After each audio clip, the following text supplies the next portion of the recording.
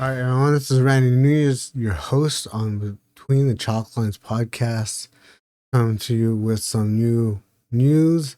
It's the second go round for most teams of the rotation. Most batters have had about 25 to 30 or close at bats if they're an everyday player right now. And Friday the 4th.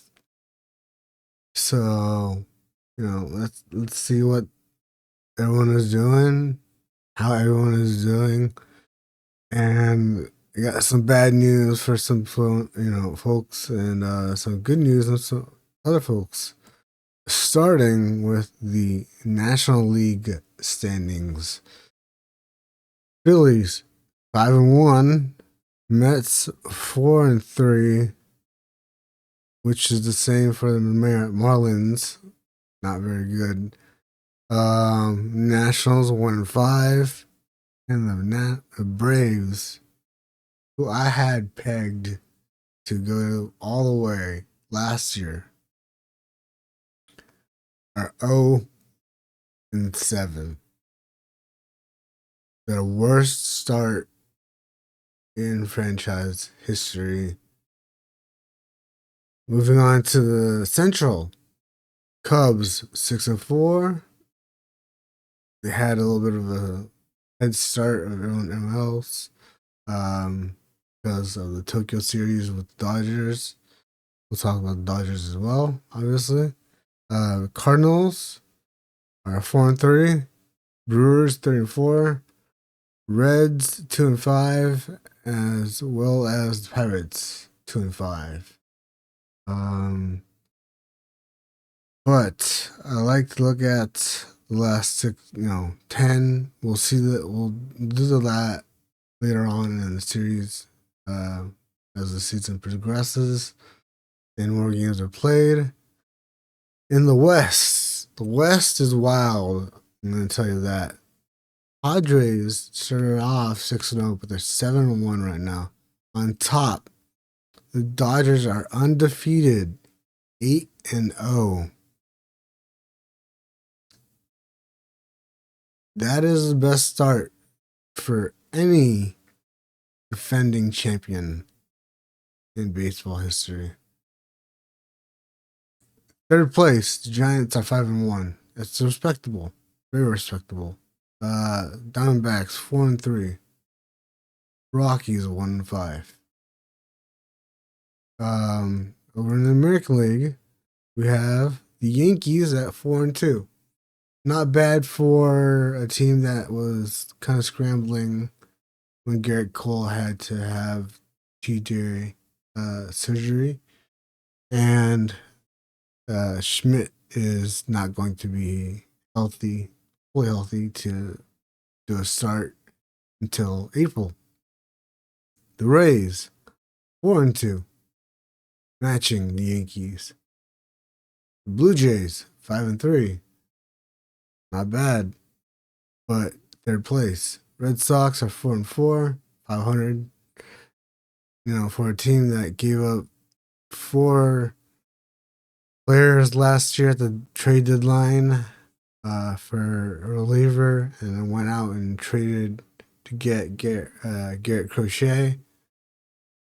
You would expect a little bit more out of the Red Sox. Orioles are in last place at 34. Funnily enough, that 3-4 record is the same as what the Tigers have in first place in the Central, followed by Guardians with the 2-4 record, Royals 2-4, Twins 2-5, and dead last White Sox, who took 2 away from the Angels, are 2-5. American League West, we'll talk about that. The Rangers had a hot start and are 5-2. Respectable. Angels 4-2. Second place. we'll see how long that stands. Mariners 3-4, Astros 3-4, and the Athletics. They're no longer the Oakland Athletics. They're just the Athletics, which I personally think is kind of boring. But we'll see what happens to them. Are in the basement at 2-5. Who would have thunk it? I would have bet that they would end up in last place, or the Angels possibly. Again, everyone's got to remember baseball is not a sprint, it's a marathon.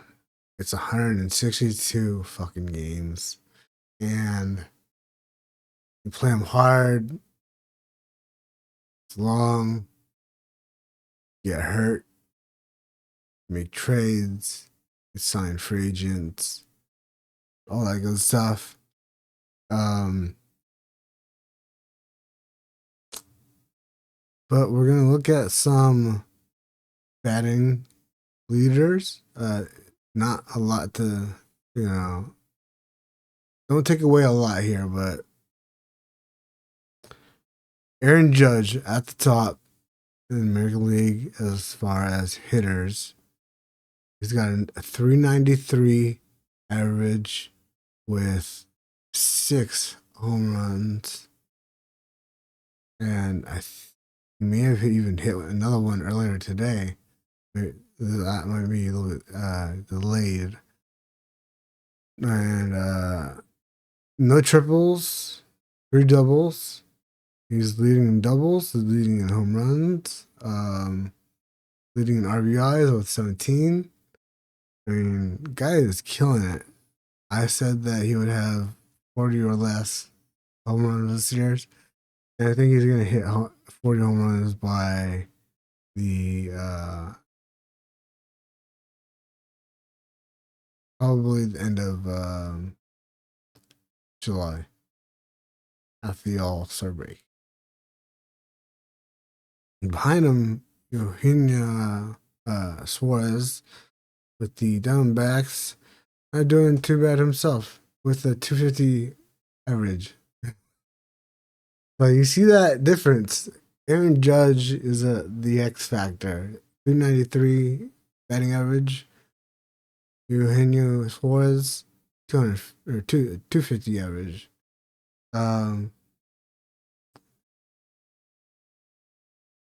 If we just sort by average, the next biggest guy we got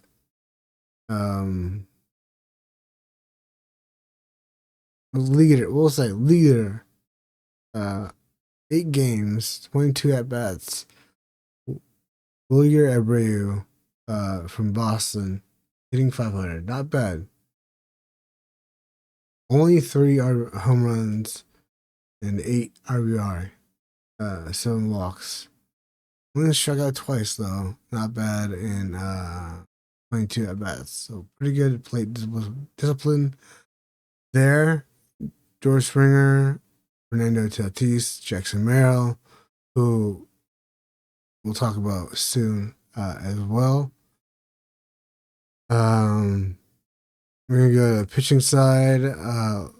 Logan Gilbert is doing the best as far as strikeouts. 18 in 2 starts, 12 innings pitched. So that's 2 quality starts. You want, ERA is 3, not the best. Shane Baz has a 0 ERA. Chris Bubick, Antonio Santalas,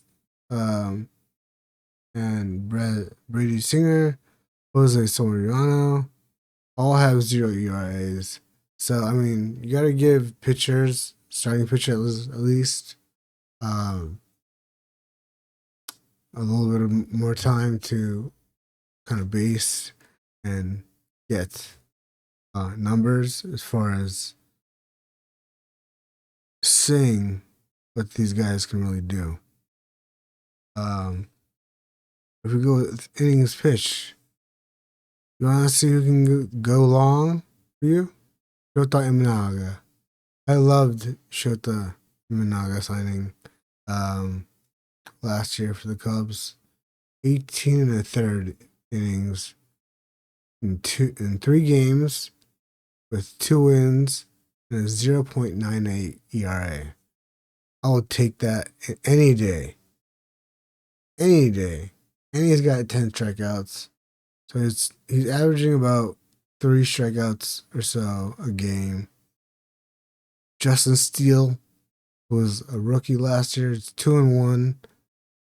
The ERA is a little bit inflated with the early season. Like I said, 6.89. 3 games started.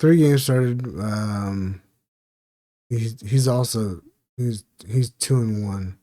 Sorry, Shota's 2-0. So no losses. 13 strikeouts. So, what do you want in a guy? Do you want a guy that can go long? Do you want a guy that can strike out a ton?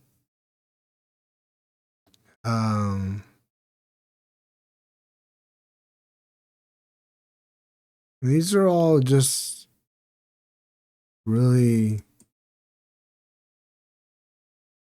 just numbers that can't tell a ton until, like I said, you get a huge pool of numbers to look at, and then you'd say, okay, this guy is struggling. This guy is doing great. This guy is going to be an all-star. I want to talk about Merrill, who's got an extension from the Padres. 9 years. The Padres got a kid for 9 years that runs through 2034 with a club option, mind you, for 2035. And reportedly guarantees the young star $135 million. $135 million. Come on, that's a steal. I mean, Padres making some moves here. We might see them take over the Dodgers sooner or later. So, Dodger fans, watch out. Padre fans, root for your team. Keep root for the Friars. I don't have any other major news that I wanted to talk about except for those torpedo bats that the Yankees use. As you saw, Aaron Judge hitting almost 400. As the designer said, the designer went out and publicly said in the article, it's not the bat, it's the batter. It truly is. You got to be good with the bat. The bat is not making these Yankees any better. I don't know what to tell you besides that. It's the batter, not the bat. They're just trying something new.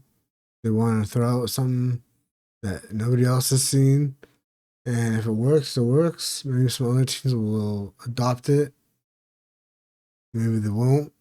And my hot take for this week is that Shohei Ohtani. Sorry, they just kind of shortened his name there, Shohei. But Shohei Ohtani is not going to pitch in 2025. Possibly not even past that. So the Dodgers may just have a DH on their hands. A very expensive DH. Anyhow, don't forget the Ellie De La Cruz card is up on Instagram. Like it, subscribe here on YouTube, and give yourself a chance. Try and win. See ya.